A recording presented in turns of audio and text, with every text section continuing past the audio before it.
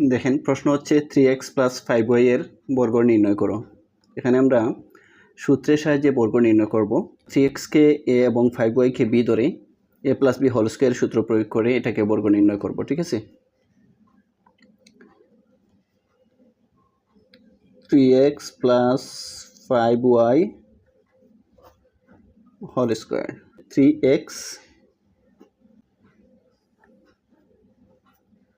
Square plus 2ab, 3x + 5y + 5y whole square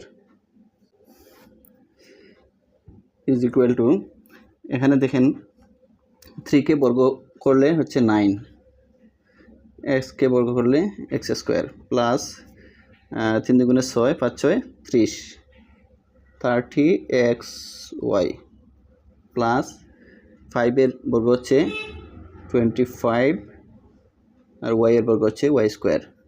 এটা হচ্ছে answer.